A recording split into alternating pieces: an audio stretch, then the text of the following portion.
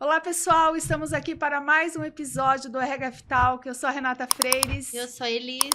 E hoje com um convidado que eu sou super fã, Iverson Lima, nosso consultor, nosso mentor, já fez algumas consultorias para a gente lá na RHF Matriz, nos auxiliando aí a melhorar nossos processos, olhando para o financeiro, né? Que é eu falo que é um grande desafio para o empresário hoje, né? Separar a vida pessoal do financeiro pessoal do profissional, enfim. E um cara com muitas experiências, ele vai contar aí a história de vida, o que ele já empreendeu, quais foram os desafios e o que ele tem aí. Tem muitas coisas para nos ensinar. Sempre. Ele é o meu mentor pessoal. Então, todas as dúvidas que eu tenho, eu sempre peço socorro e ele sempre tem uma palavra, uma orientação e me ajuda a tomar grandes decisões aí com a RHF.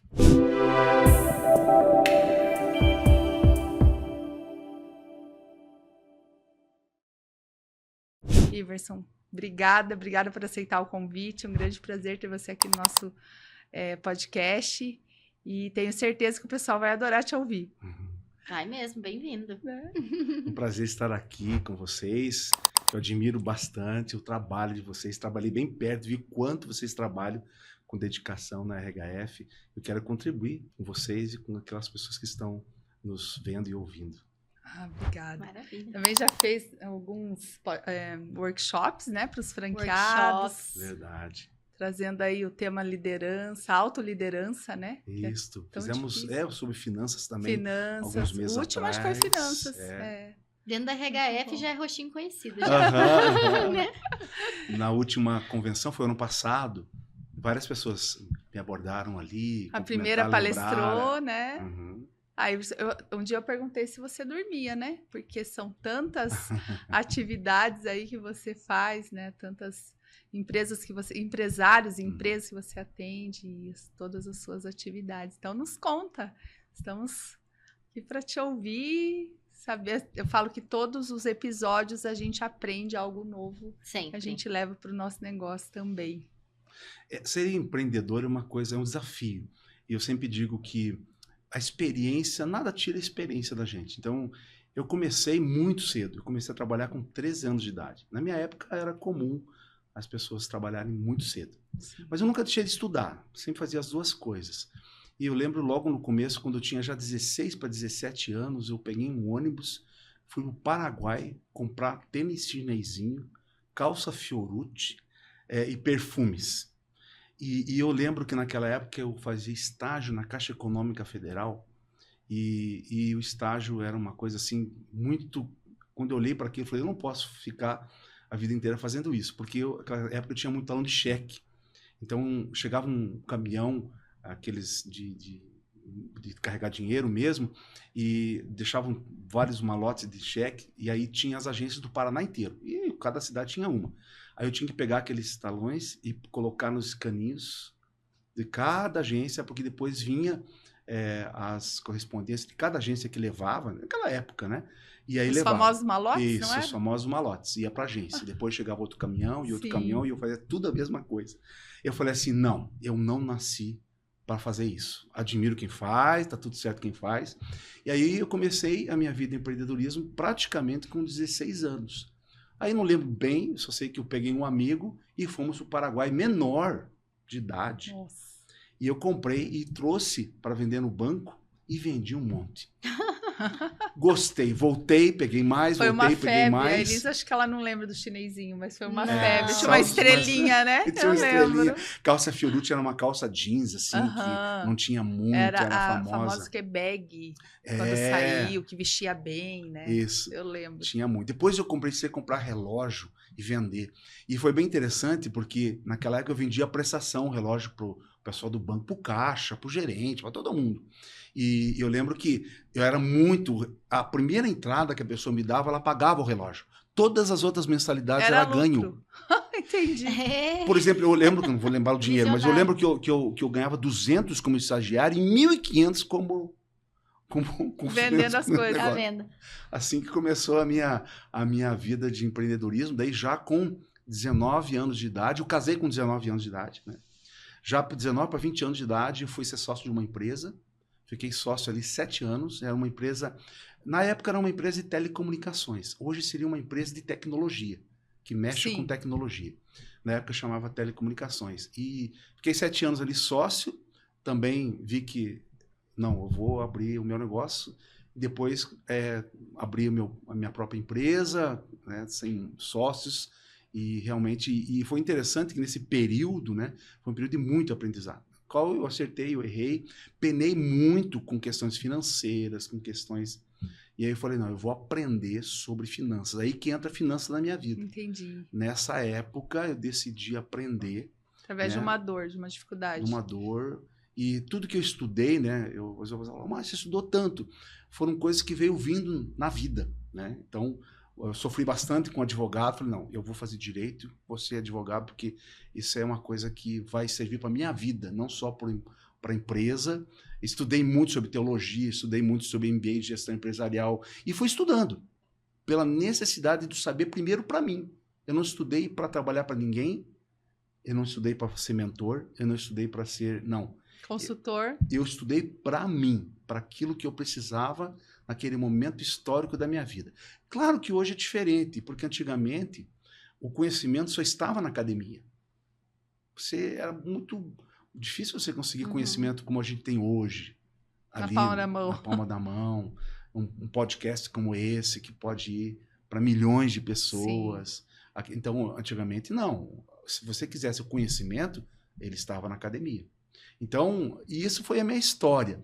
Depois de um certo tempo, 25 anos que eu fiquei como empresário. Fiz a sucessão da minha empresa para o meu filho, que na época ele tinha nessa faixa de 18, 19 anos. Fiquei ali alguns anos fazendo a sucessão. E aí que entra a minha história de consultor. Aí eu passei a empresa para o meu filho e fui já uma mudança de vida, trabalhar como consultor de empresa.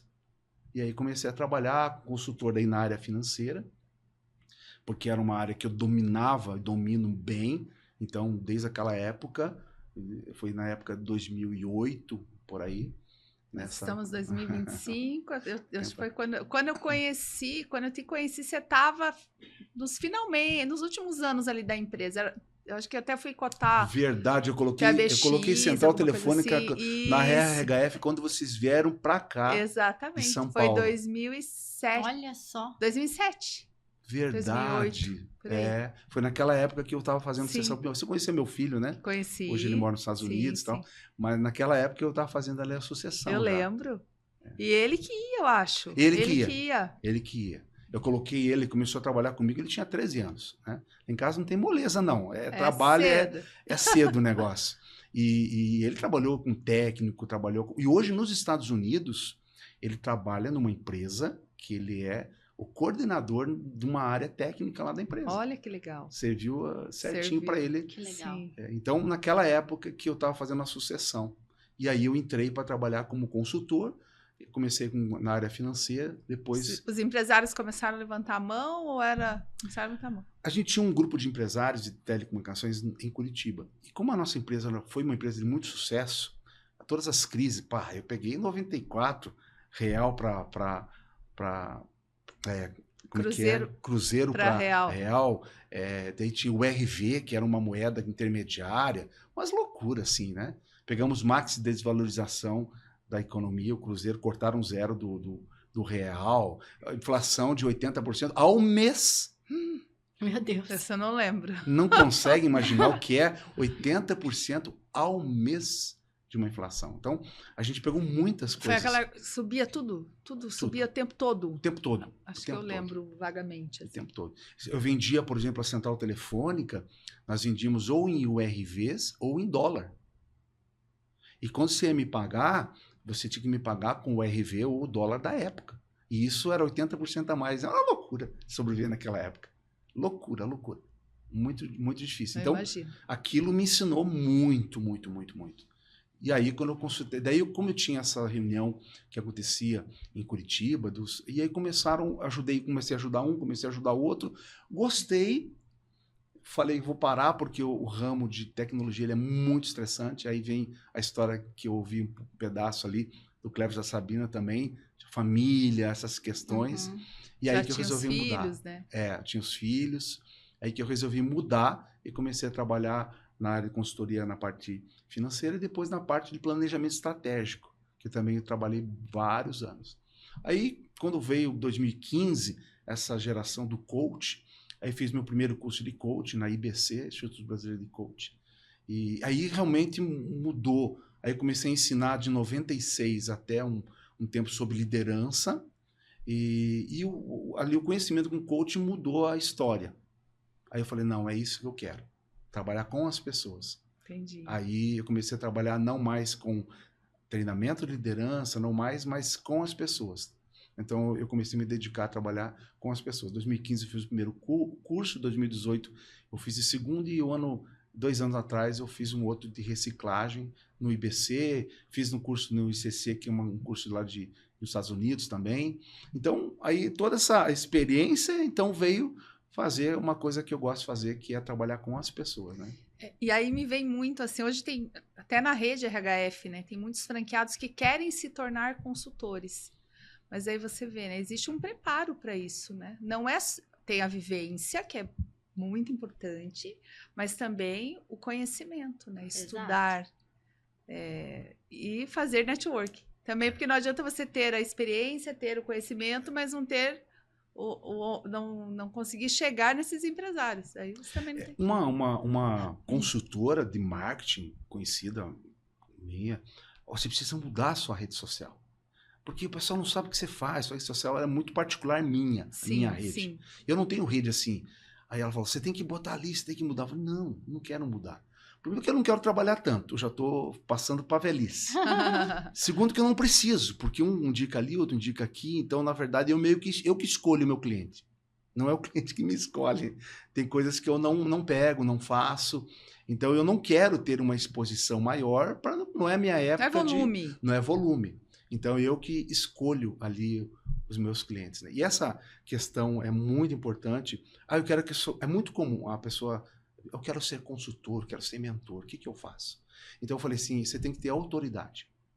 Autoridade é uma coisa que vem da experiência, ou vem da academia. O que é vir da academia? Eu sou formado nisso, eu sou pós-graduado, tenho mestrado, doutorado, mas uma coisa não foge da outra. Você pode ter a experiência, e isso vai valer muito. Se você tem academia, não tem experiência, fica oco. Sim. Tem gente que tem... Eu já atendi gente com muita experiência e que não conseguiu andar na área de mentoria. E trabalhei gente com bastante estudo e não conseguiu. Então, o ideal é ter os dois. Então, esse dia eu estava dando uma mentoria para alguém que quer trabalhar na área financeira, então eu disse para ele, estuda isso aqui, faz esse curso, porque você não tem idade, então você não tem autoridade de experiência. Então você tem que estudar, para que você possa ter, pelo menos, a academia. Porque hoje nós vivemos num mundo, eu digo, dos papagaios. A pessoa pega um bom livro, decora aquilo, vai para um palco e fala assim, faz assado, faz assim, faz assado. Mas quando você vai ver a vida da pessoa... Não vive aquilo. Não, é que não sabe. Sim. Ele só está vendendo algo para você fazer que ele não sabe, porque nem ele fez. Nem para a família dele, nem para as finanças, nem para a empresa. Então é muito comum. E eu conheço a maioria, e alguns eu dou a área de mentoria para eles, e eu vejo nisso. Sim. Se a pessoa chegar perto de você, a pessoa foge. Porque a sua vida, a sua família não vai, as suas finanças também não, e a pessoa sobe no palco e ela quer ensinar você a trabalhar com a família, com as finanças, etc. Então, não tem como você ser um mentor sem experiência. Não tem como. Você pode ter só a experiência de vida, sem dúvida nenhuma. Mas a soma das duas coisas, elas são fundamentais para você poder ter experiência. Então, a gente vive numa época que a experiência é a internet, né? O Instagram. Esse dia eu estava ouvindo uma pessoa e ela trabalha com mentores, com esses influencers. Então, o que o influencer faz? Ele vai num restaurante bonito, top, E ele pega e faz aquele restaurante com a pessoa ali comendo. Depois ele vai no banheiro, troca de roupa e senta de novo. Ele troca umas 2 vezes de roupa, ele vai viajar, ele troca de roupa, ele faz, e depois ele fica passando, como se ele voltasse naquele restaurante várias vezes para provar para você que ele é rico, que ele é bem sucedido, que ele é isso que lá.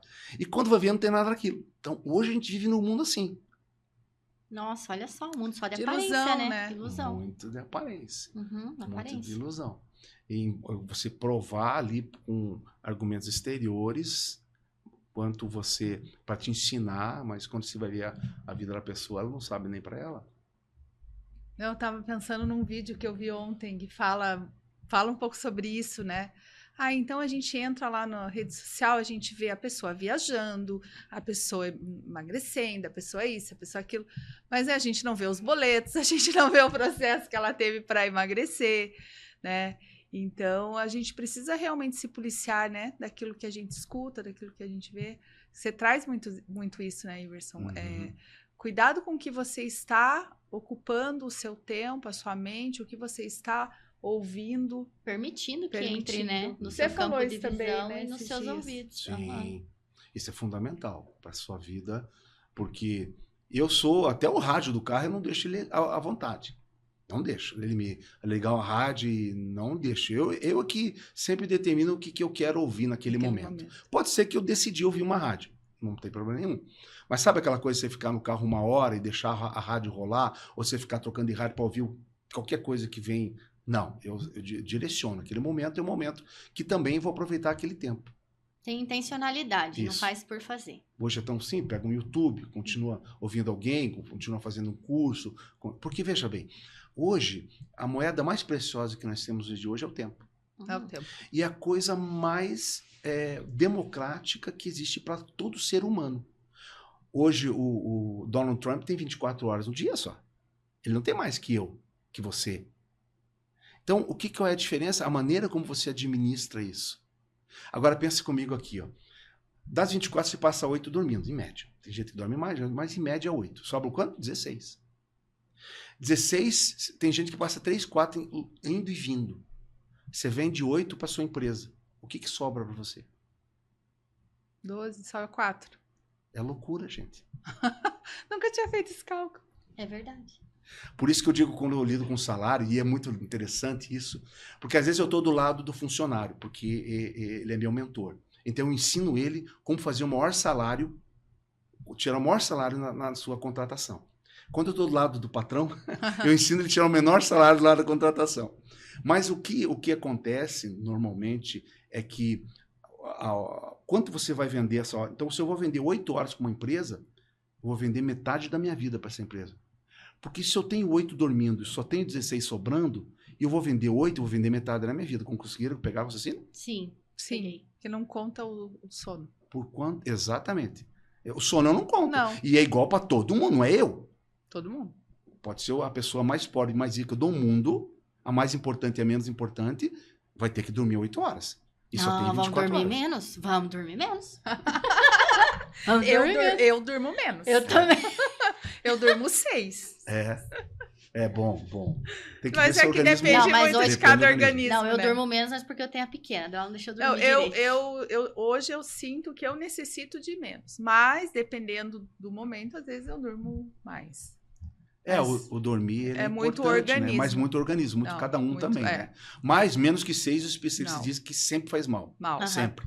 Né? É de 6 a 8 ali. Que bom, se você ganha 2 horas por dia já é bom. Né? Eu também durmo 7, 6. 7, 6. Então é 1 hora por dia. Uma vez eu atendi isso, uma realidade, eu atendi eram amigos, né? Eu fui na casa deles e eles estavam reclamando, não tiro férias, não sei o que lá, não tenho tempo, filho. Criança, dois adolescentes, aquela loucura, 2 empresas, para lá e para cá e tal. E aí eu falei, olha, eu fiz essa conta de tempo. Eles pararam os dois e falaram assim, meu Deus, eu nunca tinha feito essa conta. Então, se você está gastando, se você fala que você está trabalhando 10 a 12 horas por dia, você está dormindo 8, 6 nessa faixa, então 20 horas você está gastando em 2 coisas importantes, sobra 4 para todo o resto. E aí faz o quê? Aí nós temos uma conta, eles passavam, não sei se vou lembrar, talvez o número não seja errado, mas se não me engano eles tinham 20 dias do ano indo e vindo. Isto é, eles moravam no Santa Cândida e tinha empresa no centro. eles passavam 20 dias do ano se locomovendo dentro de carro. Isso mudou completamente a vida deles. Eles tomaram a decisão de sair, mudar perto da empresa, fazer assim uma série de coisas para administrar melhor as 24 horas que eles têm, que eles tinham. Então, é isso. Você morar perto, você se deslocar menos, você poder otimizar o teu tempo para sobrar mais tempo para fazer nada, para cuidar dos filhos. Não, o Iverson falando, eu já pensando, vamos trazer um workshop de administração do tempo. Administração do tempo. Aham. É fundamental. Por isso você falou assim, puxa, como é que você... Normalmente, as pessoas falam para você, nossa, você não tem tempo, né? Você não, tem... não, eu sou muito tranquilo. Porque eu aprendi que administrar os 24 horas é fundamental. Fundamental. Eu sei o que vai acontecer nos dias e os incêndios que acontecem, e acontecem muitos, você tem que saber administrar também. Então, aí você não anda correndo, aí você não anda estressado, aí você não anda atrás do tempo. É que você é que domina o tempo. E esse é um segredo. E veja, e é fundamental. Sabe que muitas falas, porque a gente caminha juntos aí tem mais de 15 anos. Mais de 15 anos. Eu vou gravando falas, né? Suas. E aí teve uma que você falou assim sobre essa do ouvir, mas teve uma que você falou sobre essa questão da administração do tempo. Me fugiu agora, mas já vai voltar. Mas como é importante, né, a gente estar atento. Ah, lembrei. Você falou assim para mim, você já percebeu que quando você me chama eu respondo rápido? Muito rápido. Dificilmente. E eu tenho isso hoje quando eu atendo os meus franqueados, enfim, qualquer pessoa que me chama ali. Nossa, você sempre está atento? Porque eu gravei isso que você falou. Tudo que é prioridade eu respondo rápido. E aí eu falei, como que ele consegue? Com todas essas reuniões e atendimentos e... Daí eu agora estou entendendo, você administra bem o seu tempo. E porque o que acontece também? A prioridade é importante. E quando a pessoa sai do meu ciclo de prioridades, por N motivos, ela passa para outro ciclo. Então, esses tempos, agora recente, uma pessoa saiu desse ciclo e tal, e foi para lá. E aí eu demorei 2 dias para responder. E a pessoa falou, ele me tirou do... porque sabia caminhar comigo. Ele me tirou da principal ali, porque nunca, né, aconteceu. Porque realmente, então, as pessoas, por exemplo, alguém quer entrar em contato, vai ter que esperar. Eu vou responder. Mas eu tenho um controle no WhatsApp, aquela coisa toda. Coisas arquivadas, também. As minhas prioridades ali. Então, quem é a prioridade naquele ciclo que eu determinei, esses vão ter respostas muito rápidas. Outros vão ser escalados. A importância da organização. Importância da organização. Eu gosto de ser muito prático, né? Essas questões das 24 horas é uma praticidade. Qualquer um grava. 24, 8 para dormir, 16 que me sobra. Como é que eu vou administrar essas 16? E vai ter que envolver um bom tempo de trabalho, porque não tem outra maneira. 8 horas, normalmente 10 é trabalho. Mas aí, o resto, como é que eu administro? Né? A semana. Daí tem o sábado e domingo, daí eu passo... o sábado dormindo até meio-dia, não dá, gente, porque o tempo, ele voa. E assim, gastar tempo com muita coisa, né? Eu não sou muito, assim, eu gosto de futebol, eu gosto de Netflix, eu gosto de, que mais? Podcasts, adoro assistir. Tá falando pro Murilo ali, ontem eu peguei, eu e minha filha, nós assistimos um monte, tem um podcast de 2 horas e pouco, a gente ficou assistindo. Mas nada disso é exagerado. Tem gente que fica no jogo o tempo todo. Não, jogo de futebol, o cara não sei o que lá e tal. Não perde todo dia chega do trabalho e vai ver jogo. Cara, que tempo perdido. Você tem tanto, a vida é tão curta e o tempo é tão pouco. Seja Netflix, seja lá o que for. Divide o tempo. Divide o tempo. Eu falei assim, às vezes eu fico ligado, né? O pessoal fala, só sei que o meu time agora tá bem, o Atlético tá ruim, então a gente fala dos atleticanos. Isso não é sempre, né? Então eu brinco. Então, mas assim, é coisa superficial. Por quê? Não é que eu não gosto, é que eu preciso me gastar o meu tempo, que ele é precioso, com coisas que vão me edificar. Então, eu gosto de ser muito prático. Sempre que eu dou uma mentoria, eu gosto de ser prático. É como o pessoal fala assim, como é que eu tenho prosperidade? Eu falo assim, prosperidade é um tripé. Se você usar esse tripé, você vai ter prosperidade. É certeza. Primeiro porque não é meu, esse tripé é do judeu. E se a gente for ver, os judeus, eles são os mais ricos do mundo. Eles mandam no mundo. Sim. Né? Então, a primeira questão... E não é por primeiro que vem primeiro. Porque o tripé, ele é justamente isso. Não pode faltar um. Se faltar, ele cai. Então, eu tenho que ser competente naquilo que eu faço. O que eu estou fazendo agora? Porque, Iverson, que você tem formação em teologia, em direito, em administração, em pós-graduação de andragogia, ensino superior, porque as épocas que eu estava dando aula, por exemplo, dei aula na universidade ali na Unicuritiba, dei aula em vários lugares de direito, né, professor de direito. Eu precisava ser o melhor naquele momento histórico que eu estava. Então, e aí me fez estudar. Então, ser perito naquilo que faz. O judeu fala assim, você tem que ser perito, você tem que ser bom. E tem gente que não é bom naquilo que faz. Então, você tem que ser perito naquilo que você faz. Número 2, você tem que ser bom administrador dos recursos que passam na sua mão. Porque o que acontece? Quando você é perito naquilo que você faz, te traz dinheiro, recursos. Mas se o recurso cai num ambiente que você não tem controle, o que vai acontecer? Vai fluir pela mão. Não é o quanto dinheiro você ganha, mas é o quanto você administra o dinheiro que você ganha. Então, e o segundo ponto, a generosidade. Não pode ser tudo teu. Não pode. Você não vai levar nada. Você tem que escolher o lugar para a sua generosidade, seja uma igreja, seja... Você tem que ser. Então, assim, o tripé da prosperidade é ser generoso com a sua espiritualidade, ser competente naquilo que você faz e ser um bom administrador desses recursos. Se você fizer isso, você vai ter prosperidade. Certeza. Não tem como... Agora, tem gente que falta um, né? Eu conheço gente que é super generoso. Lá na minha igreja, o pessoal... Mas ele é incompetente naquilo que faz. Então, ele não consegue, com a profissão, trazer o recurso para ele. E aí a administração fica difícil, porque o recurso é pequeno. E aí você não consegue administrar. Conheço gente que é generoso, gente que é competente naquilo que faz, que vem um monte de recurso para a mão, mas é um péssimo administrador. Gasta tudo. Não tem essa questão de você guardar 10% para generosidade, 10% para coisas emergenciais, 10% para o futuro, para a velhice. Isso é muito legal.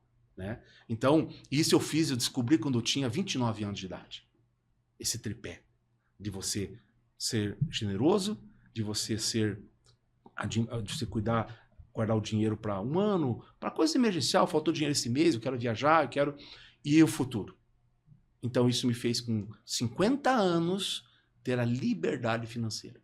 Isto é, não precisa mais trabalhar. Mas se eu não trabalha, amo trabalhar. Você ganha dinheiro, ganha um monte, mas eu não preciso mais dele. Por quê? Porque ao longo desses anos, né, eu aprendi a guardar 10% para coisas rápidas e 10% para a velhice. Porque às vezes o empresário, muitas vezes, ele não paga o INSS porque ele não acredita no INSS. Né? Gente, o INSS faliu, o Brasil já faliu bem antes. Porque se faltar dinheiro, o Congresso vai, faz uma lei, cobra da gente X% a mais e cobra o rombo. Então, o INSS, o aluguel, o dinheiro, é uma série de coisas que você tem que fazer para a velhice. Ah, não, eu vou investir tudo no negócio que eu tenho, que daí, quando o meu negócio... E se o teu negócio não for do jeito que você acha que vai? Então, você precisa ter várias opções. Então, essa parte financeira é uma parte que o brasileiro não tem costume, né? De olhar, né?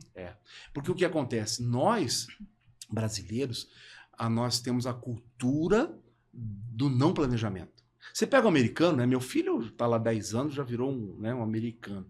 Então, o americano ele recebe por semana. Ele não tem 13º, não tem férias, não tem nada. Ele administra a sua viagem, comprar as suas coisas. Não tem... Eu vou pagar em 10 vezes. Não tem que pagar em 10 vezes. Né? Você tem dinheiro, você compra. Você não tem, você não compra. Então, já está no DNA do americano, do italiano, que eu conheço também, né? Ali que ele já administra. Nós não. O DNA é da não planejamento. Então, para você sair desse DNA brasileiro de pensar no futuro, de guardar dinheiro, de pensar que a vida ela é altos e baixos, ela tem altos e baixos, não tem, é muito difícil. Mas esse é um grande segredo de sobrevivência. Que a gente não aprende, né? Não aprende nas escolas, não aprende na faculdade, eu não aprendi pelo menos. Nem eu. E não aprende na família, né? Então a gente já cresce assim, ganha de manhã para comer de noite e assim vai, mistura. É algo que todo mundo fala e todo mundo faz, é misturar as finanças pessoais com da empresa, né? Então é tudo junto e misturado. E um outro ponto também que eu tenho, até a gente conversou, né, antes do podcast, é o quanto essa bagunça financeira pessoal impacta na produtividade. Então, falando como empresária, um colaborador preocupado financeiramente, ele produz menos, né? E o profissional também entrega menos. Então, a empresa é prejudicada, o profissional é prejudicado. E o que fazer, né? Por onde começar? Tanto empresa, o que você nos sugere, assim, quanto pessoa física, né? E quanto empresário, para organizar isso, separar isso. Eu sempre digo que tem que começar com a pessoa física. Sempre tem que começar com a gente. Quando você vai falar de algo, você sempre tem que começar com você. Então, você tem que saber o fluxo do seu dinheiro. Porque o segredo é onde você gasta. Quanto você determinou para você gastar em supermercado, para comer fora, para viajar. Você tem que ter um budget, uma planilha. E você tem que colocar lá. E você enxergar isso anualmente. E é interessante porque quando eu vou comprar um carro, eu compro o carro, geralmente a minha decisão mais importante é quanto o carro consome. Porque quanto o carro consome é a coisa mais cara do carro, não é o carro, não é o pneu, não é o motor. Esses são caros num determinado momento quando você vai trocar, mas quando você divide pela durabilidade, ele não é caro. O que é caro? O consumo. Um carro que faz 8, um carro que faz 12, quando você vai somar 50 mil quilômetros, dá alguns mil quilômetros, alguns R$1.000 de diferença. Aí esse amigo falou, não, eu não preciso mais disso, eu não... Como é que é? Eu não faço essa conta. Não preciso mais disso. Também nunca fiz. Mas menos eu. Esses são os detalhes que vai te gerar riqueza. São os pequenos detalhes. Porque a vida passa rápido, você fica velho. E quando você vai ficando velho, o pessoal vai te descartando. Vai chegando gente mais nova, mais antenada, que vai substituir você. E você mesmo não vai querer fazer coisas que você fazia quando era mais novo. Isso eu vivo maior. Tô ficando velho, né? Eu fazia isso com o maior... Não, agora eu decidi que eu não quero mais fazer isso. Porque é assim a vida. Sim. E essa decisão só vai estar definida se você tiver liberdade financeira de dizer não quero, eu quero, não vou. Vou. Senão você vai ficar velho, vai ser obrigado a fazer aquilo que você não gosta. Porque você precisa daquele recurso.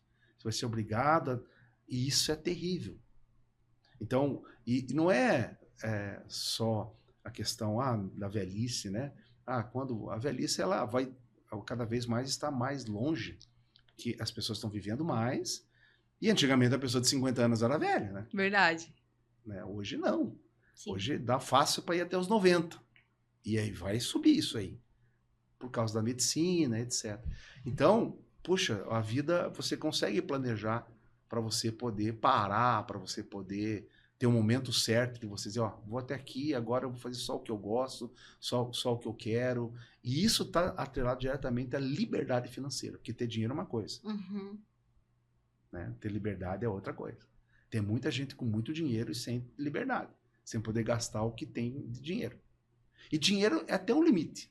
Você não precisa mais do que um limite. Não precisa. Né? Você tem coisas que é um limite o dinheiro. Né? Tem coisas que não precisa mais.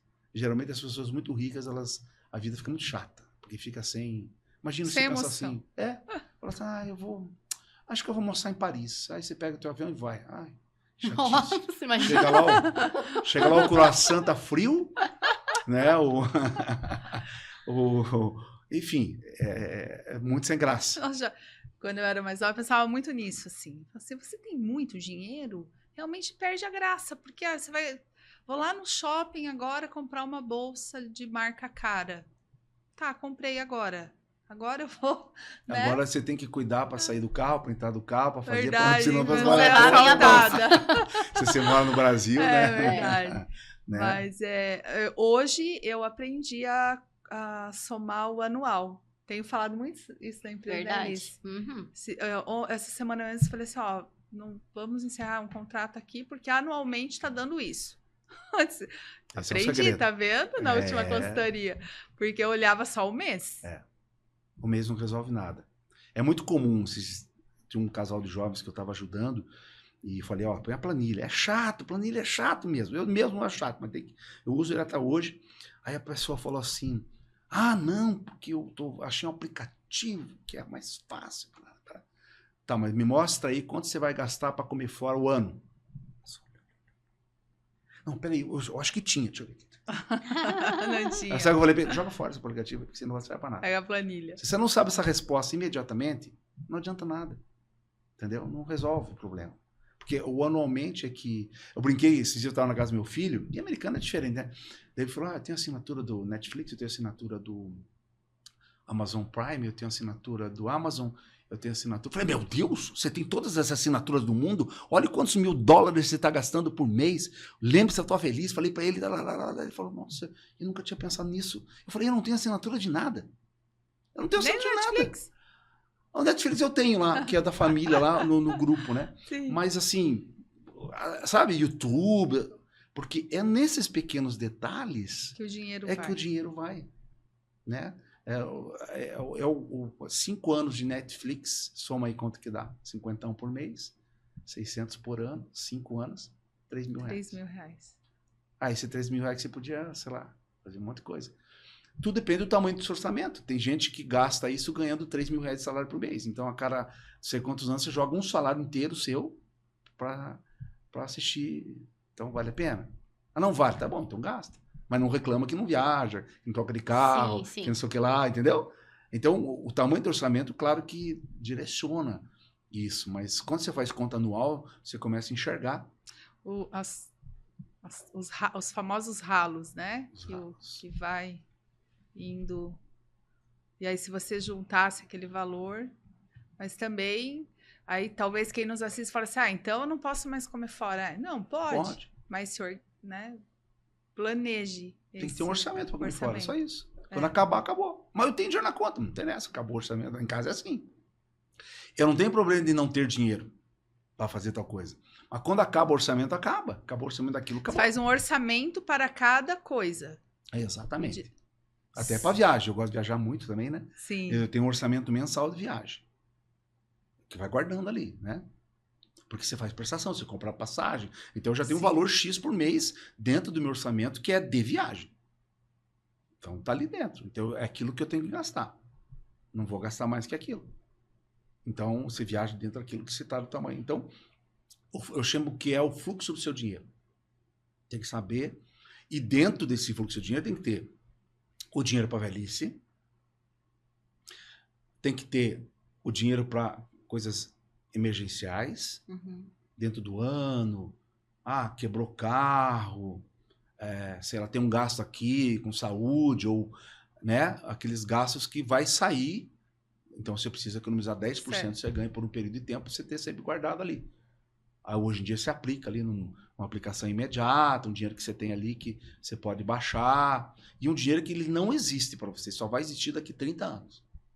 Esse é o grande desafio. Esse é o mais difícil. Esse é o mais difícil. Mas é o que... Porque quando você fica mais velho, você precisa ter um pouco de ovos em cada cesta.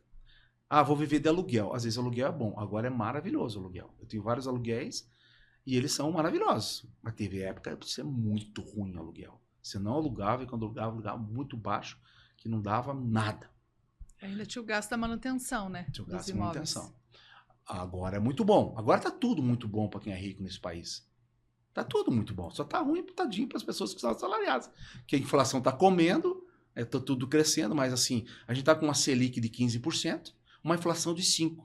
Isto é, você ganha 10% sem fazer nada, deixa todo o dinheiro dormindinho, 10% por ano. Pensa. Você vai abrir um negócio?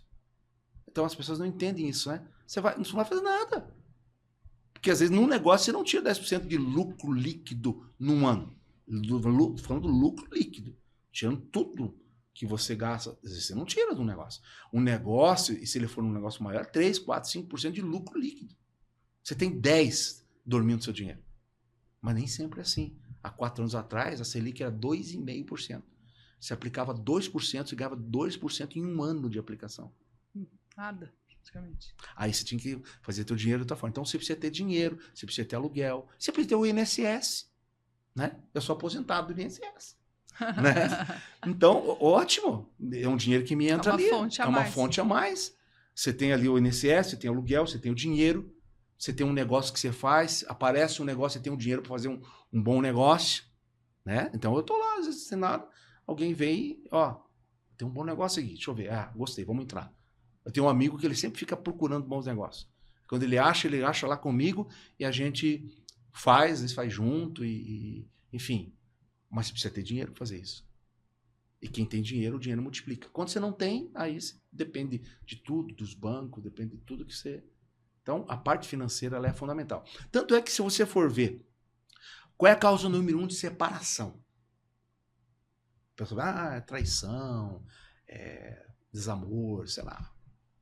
Não, é dinheiro, finanças, número 1. Depois vem as outras.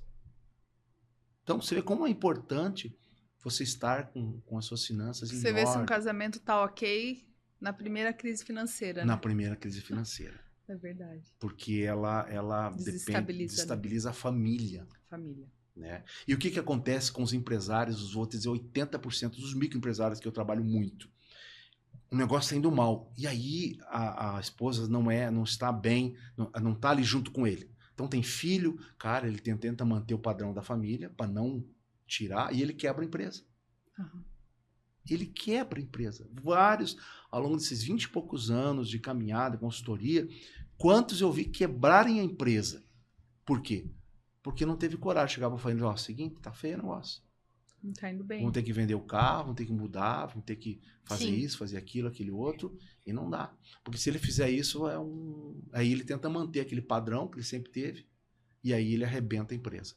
Aí quando vai salvar, não salva mais nada. Aí, separação, confusão, adoece. Então é difícil, né? Em 94, eu saí dessa sociedade que eu falei anteriormente. Eu era sócio numa empresa e eu saí e abri a minha empresa, né, em 94. Ela foi em 95, na verdade. 94 foi quando mudou o RV para Real, nasceu o Real, né? E aí em 95 ali eu saí e fui abrir a minha empresa. Ali naquele momento era um momento crucial para a família. Então eu vendi meu apartamento. Eu tinha um apartamento uns 380 metros quadrados ali no Portão. Então era um bom imóvel. Eu tinha um Ômega. Quem lembra do Ômega? Eu lembro. O Ômega, o absoluto. Carrão, né? Eu tinha um Ômega, eu tinha um apartamento ali, eu tinha telefone celular. Custava uma grana. Telefone celular era um dinheiro, só alguns que tinham. Eu tinha telefone físico, também custava caríssimo. Você pagava ali o telefone físico. E aí eu cheguei para a Silvana e falei assim, ó, seguinte, vamos ter que começar a empresa do zero. Mas eu não posso manter isso aqui. Aí eu vendi meu apartamento, vendi meu carro, vendi meu telefone celular, não, telefone celular não vendi porque eu precisava, eu vendi meu telefone fixo. Daí eu lembro que eu vendi, daí eu tinha móveis na casa, né? Daí eu falei para a Silvana, ó, eu vendi a casa, ai que bom. Então, sabe aquele lustre da sala? A pessoa gostou, eu vendi também. E aí ela? Falei, sabe aquele imóvel que a gente tinha? Vendi também. O cara comprou tudo. Eu vendi tudo. E ela, claro, okay? não foi muito ok, né? Mas eu falei, veja o lado bom, nós vamos alugar um apartamento, nós vamos comprar móveis lá não vou dizer o nome da loja, mas não era uma loja assim, né? De imóveis, né? E nós vamos fazer tudo novo. Começamos comprando tudo novo, como se tivesse casado naquele momento. Porque as outras coisas eram todas embutidas, todas ali, e eu comecei do zero, com um padrão lá embaixo. Aí eu comprei, sabe o que eu comprei? Um Chevette a álcool. Nossa. Gente, eu não desejo ser mal pra ninguém. Ligar de manhã no frio de Curitiba. Ligar de manhã e o Chevette parava às vezes. ele dá umas paradas. E eu comprei esse Chevette da Elevadores Otis. Ele era todo sujo de graxa. Nossa! A gente morava num apartamento ainda antes de eu vender. A primeira coisa que eu vendi foi o carro.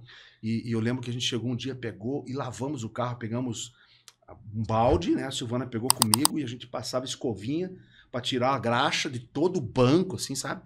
Lavamos o carro todinho por dentro para tirar a graxa, porque era do Elevadores Otis de manutenção. Aquele era o nosso carro. Então, isso é fundamental. Você sabia a hora de você diminuir, parar, né? E recomeçar. Ali nós recomeçamos do zero. E aí a gente foi, e a gente já estava num padrão muito alto. Mas se eu não tivesse feito isso, eu não tinha me recuperado. Aí, eu lembro que 4 anos depois, a minha empresa já era o mesmo tamanho da outra empresa. Aí vem Deus no negócio, né? Abençoando, sem dúvida nenhuma, não é mérito meu somente, né? Então, em 4 anos eu lembro, quando eu saí da sociedade, eu já tinha uma empresa igual. Depois ela cresceu, a outra empresa que eu era sócio.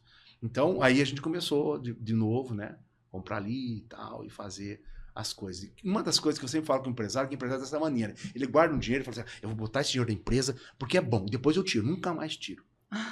Nunca mais volta. De 10, 8 não tira, não volta mais. É uma coisa incrível.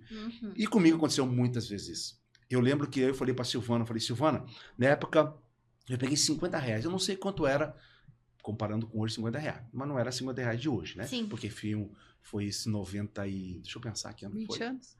30 90 anos. 90 e poucos, né? Acho que foi 96, 97, por aí. Eu era R$50. Então, não lembro quanto que é hoje, mas não era muito dinheiro, mas não era pouco. Então, eu falei assim, abre uma poupança no seu nome e esse aqui vai ser o dinheiro para nós comprar nossa casa própria. O que é própria? Sem financiamento. Eu vou comprar e vou deixar o dinheiro. Então, sempre botava o dinheiro. Às vezes, quando eu vinha, não, olha, eu vou precisar. Por que você falou que não ia para tirar? Para tá certo, fica com o dinheiro. E assim foi. 9 anos depois, eu comprei minha casa própria, uma casa muito boa que eu tenho ali no AU até hoje. Me faz um baita do salário que eu tenho alugado ela, né? Então, hoje me é um recurso maravilhoso, que eu alugo ela sempre, anos e anos, né? Não moro mais lá, moro em apartamento, né? Então, é assim a gente começa. Por isso que eu falei, depois que eu aprendi e sofri, porque eu não sabia lidar com dinheiro como todo mundo, mas depois que eu aprendi, me dediquei e mudei a história da minha vida, de saber lidar com dinheiro. Então, eu digo que hoje, Deus me deu, até esse dia eu estava dando um curso de finanças lá na igreja, eu falei, Deus me deu o dom da riqueza. Onde eu boto a mão, sai dinheiro e acabou. Né? Então, meu filho que fala, pai, você não tem jeito, né? Se você pegar um pacote e botar lá qualquer coisa que você põe e botar, vai vender, vai virar não sei o que lá, vai... Então, é isso. Prosperidade. Mas é o tripé da prosperidade, que é a generosidade com Deus, ser fiel, né?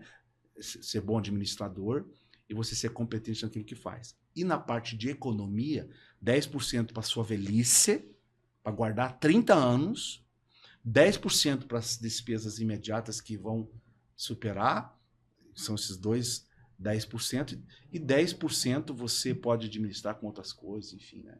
Então, são 30% que você...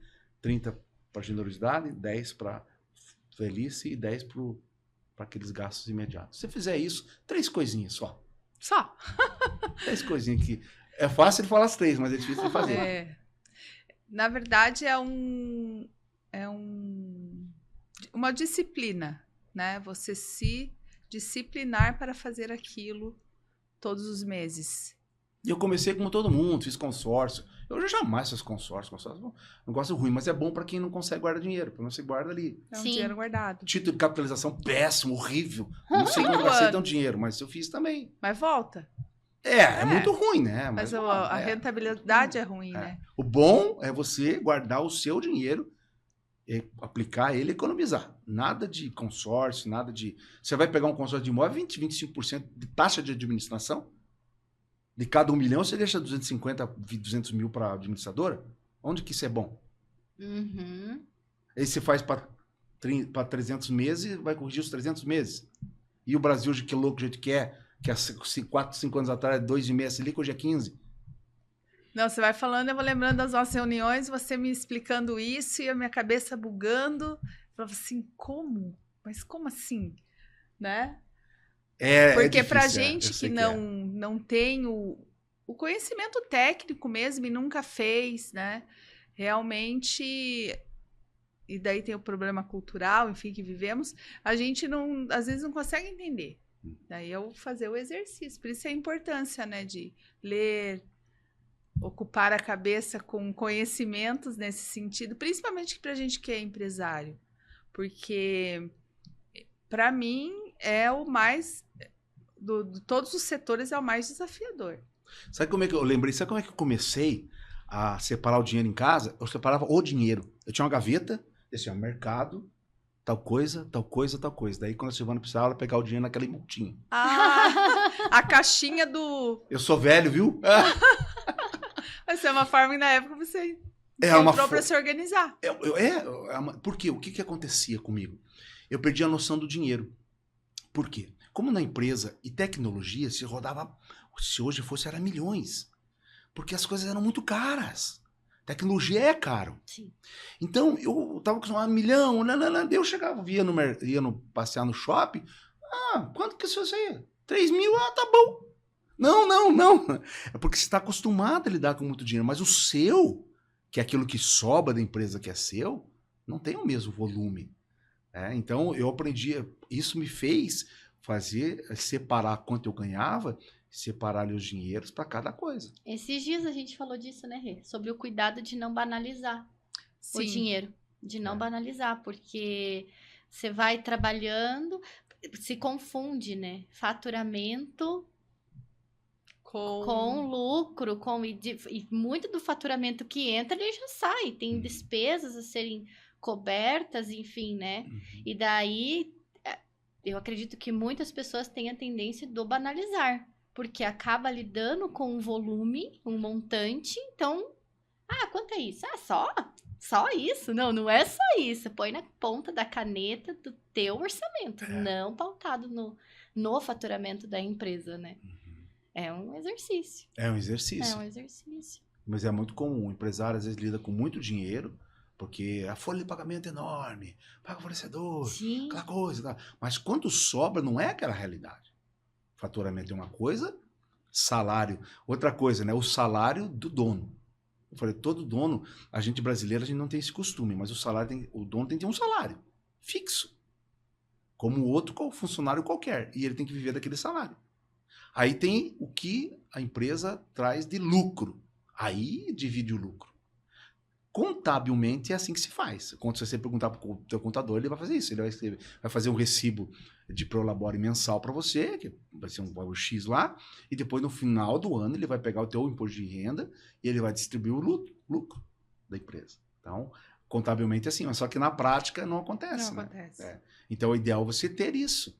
Aí, distribuir o lucro, sobrou tanto, então aí eu vou gastar com tanto, eu vou guardar, né? E os reinvestimentos? A gente tem que pensar no lucro, ou com o fluxo mensal a gente faz reinvestimento.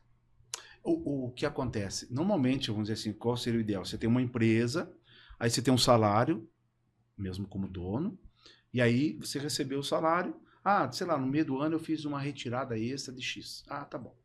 Não é que não vai fazer.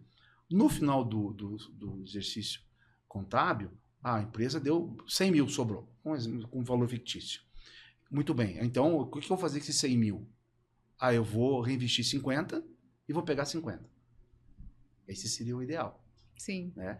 Ou pelo menos, eu peguei, contabilmente sobrou 100 mil, mas eu já peguei 50 no meio do ano, eu já peguei isso aqui e o resto eu vou deixar para reinvestir. Porque tem que deixar para reinvestir, né? A empresa precisa ter o fluxo de caixa. O fluxo de caixa eu tenho que ter o dinheiro antes das contas chegarem. Tudo que eu administro é assim. Tem que ter o dinheiro antes das contas chegarem. Porque senão não funciona. Né? Você tem que ter o dinheiro antes. Esse chama-se fluxo de caixa. Ou pelo menos o ideal é que você tenha um mês. Né? Se a tua empresa fatura 1 milhão, você tem 1 milhão no mês. Para você pagar as suas contas, não esperar chegar, e aí você tem um volume de dinheiro que você pode fazer negócio, você pode, enfim, fazer agora eu vou baixar o meu fluxo de caixa, porque agora tem uma coisa interessante para eu fazer aqui, E assim por diante. Eu posso dizer que a gente passou pelo processo de vender no almoço para comer no jantar, que é muito ruim, porque qualquer coisa que não aconteça naquilo que foi planejado Nossa. te tira da zona de conforto. E aí, para o empresário que tem a resiliência aguçada, a gente encontra alternativas e renegocia e tal, mas para aquele empresário que emocionalmente está mais abalado, muitas vezes não consegue resolver, né, passar por aquela dificuldade.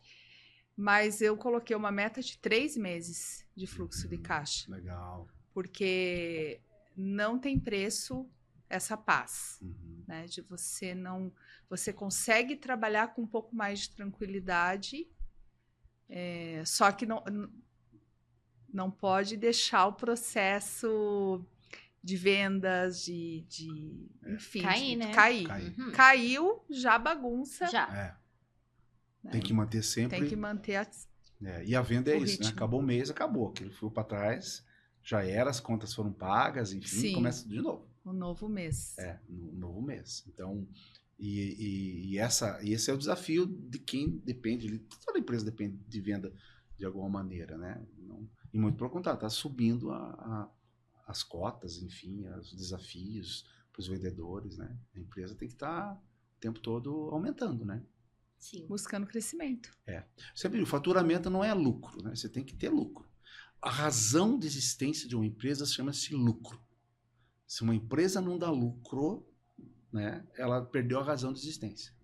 Verdade. Perdeu. Porque aí ela não consegue, ela vai quebrar. Por isso que ela tem que crescer. Né? A empresa que estagna, ela não... Ou ela volta, dá ré, né? Na verdade, ela tem que rampar. Tem as startups, empresas hoje, às vezes a pessoa calcula um prejuízo de alguns anos para chegar em algum lugar. Então isso acontece. Ah, sim. Pode acontecer. A gente vê grandes empresas, a Uber, né? Que é a maior empresa do mundo de transporte, e até uns anos atrás, não sei se hoje é assim, mas até uns anos atrás dava prejuízo. Prejuízo bilionário. Então, não sei se é assim hoje, mas essas empresas, então, por quê? Porque ela precisava fazer isso, ampliação e uma série de coisas, né? Então, trabalhava com isso. Mas, no modo geral, a razão de existência da empresa é lucro. É lucro. Sim. Se a empresa não der lucro, perdeu a razão de existência. Então, a gente precisa estar bem atento ao lucro, né? Por isso que as finanças, a parte financeira passa por tudo, gente. Passa pela família, passa pelo casamento, passa pela amizade, passa pela empresa, passa pelos funcionários. A educação financeira devia ser, assim, uma matéria dada lá no em todos os fundamental, anos. vindo faculdade. É verdade. Eu lembro quando eu fazia faculdade, daí o direito é muito ler. E aí, quando chegou a parte de a gente aprender sobre imposto de renda, então tinha que fazer os cálculos percentuais. Na turma, o pessoal brigava. Às vezes tinha prova, fazia, eles iam para mim, como é que é isso aqui? Eles não entendiam nada de número. Só mas algumas pessoas, claro, mas assim, que entendia de número. E eu lembro que o professor falou assim, então, de jeito vocês vão fazer uma prova junto com alguém, vão fazer prova em dupla, para facilitar. Nossa, queria brigar para fazer a prova comigo. Porque ninguém entendia nada sobre percentual, sobre... Eu, na faculdade, apanhei os 4 anos de matemática financeira. Porque para mim era muito difícil, não entrava aquilo na minha cabeça. Mas porque a gente não teve a base, né? Pode ver que tudo que a gente teve base desde o primeiro ano lá, a gente consegue ir avançando. Mas a gente não teve matemática financeira até o 2º grau. Né? A não ser quem tenha feito um curso técnico e tal, mas o colégio usual assim não tem. Então, quando eu cheguei na faculdade, para mim foi muito difícil. E eu falo que eu aprendi tudo que eu aprendi, fora as mentorias e consultorias, né? Muita coisa foi na raça. O duro aprender na raça que você paga um preço alto, né? Então, eu sempre digo que o inteligente ele aprende com seus próprios erros. Já é uma grande vantagem, porque o tolo ele não aprende, né? Ele erra e continua. Mas a sabedoria é aprender com os erros dos outros. Isso eu aprendi há muitos anos da minha vida. Então eu sempre estou 10 anos na frente. O que vai acontecer daqui 10 anos? deixa eu ver o que está acontecendo com as pessoas aqui. Então eu tenho que cuidar dessa área para não acontecer isso. Isso aqui não tem como cuidar muito, vai acontecer. Como eu disse, né? Então, o deixar de lado por ser velho, você vai perder. Por mais que você tente ficar antenado, mas você não consegue 100%. Então, esse deixar do lado, você tem que aprender que quando você ficar velho, você vai ser deixado do lado. Sim. Não tem como evitar isso. Não tem. Isso é. Mas as outras coisas você pode evitar. Então, o sábio, ele olha 10, 20 anos para frente e vê, cara, onde eu quero estar quando eu tiver 20 anos a mais, 10 anos a mais. Por isso que eu sempre oriento as pessoas a fazer projeto de 10 anos.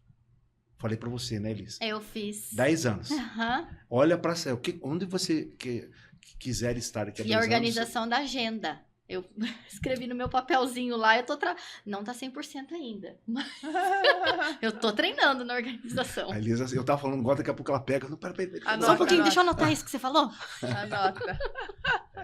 Então é isso, você olhar para frente, aí o sábio é isso. O inteligente é ok, aprender com seus próprios erros é bom, mas é um preço caro. Eu já aprendi muito com os meus próprios erros, nos últimos 20 anos pelo menos, eu olho para frente, sempre 10 anos a mais. Então, poxa, eu tô com essa idade aqui, 10 anos a mais eu vou estar com aquela idade. E qual é que as pessoas daquela idade estão fazendo, fizeram, que são próximos a mim, e que fizeram o que eu fiz e tal, porque eu tenho que olhar também dentro do que as pessoas fizeram, né? Assim, ok. Eu tive um mentor, né, o César, ele já faleceu, ele era 25 anos mais velho que eu. E é muito legal você ter um mentor mais velho que você, porque ele está uma fase. Então, ele estava uma fase à frente da minha, com filhos, com finanças. Então, boa parte do que eu aprendi também veio dele. Legal. O conselho dele, eu fui buscar a técnica daí para conseguir. Então, eu recebi o conselho dele e falar, cara, como é que faz isso? Eu ia procurar um curso, ia procurar fazer alguma coisa, ia atrás para poder saber como fazer aquilo. Né? Então, e ele tinha essa questão da velhice dele, né? Eu, por exemplo, aprendi a cuidar, olhar para frente com ele. Porque daí, quando eu olhava para ele 25 anos a mais, falei, cara, porque quando você tem 30, você não imagina que você vai chegar a 50. Sim. Ah, louco, 20 anos, tá louco, isso aí é muito tempo. E de repente você tá lá. E de repente você tá com 50, correndo atrás do vento. Né? Iverson, muito bom te ouvir. Ficaria aqui mais uma hora, né, Elis? Fica, com certeza. Trocando ideias e aprendendo, né? Como é bom a gente... tirando insights, né? O que eu posso melhorar no meu processo, na minha empresa, na minha vida. E muito bom. E eu quero incentivar as pessoas a serem empreendedores. Quando eu trabalhei, eu já conheci a RHF, mas quando eu trabalhei para vocês, eu conheci mais a fundo, né? E eu acho, assim, sensacional a pessoa poder trabalhar de casa, a pessoa ter um salário muito acima do que ela ganharia como empregado. Eu acho que a franquia da RHF é assim... Eu já até falei para várias pessoas, vai lá, fala com eles, compra a franquia, porque, entendeu? É muito legal você poder trabalhar a partir de casa sem grandes investimentos. Sim. Com dedicação, né? Aprender. E é aí que se começa. Eu acho assim a franquia de vocês muito, muito jovem. Tem muitas franquias, mas assim é muito legal, fácil a pessoa fazer um negócio dela e ter um salário que ela não teria sendo empregado. Sim. Né? Então, obrigada. Obrigada, Iverson. Muito bom ouvir, né? Você que conhece os bastidores, né? Nossa ali, sabe o quanto a gente tem amor por essa empresa e a gente se dedica e o propósito dela, que é realmente realizar, né? Transformar a vida de quem empreende com a gente. É desafiador, todos os dias a gente passa por provações ali, mas a gente não desiste. Porque a gente acredita muito e tem aí vários cases de sucesso comprovando isso. Obrigada, viu? E sucesso! E não deixe de nos ensinar aí, porque eu quero chegar na minha velhice. Eu quero chegar nessa aí e falar assim, agora eu me aposentei e eu vou só viajar. Ei, beleza, né?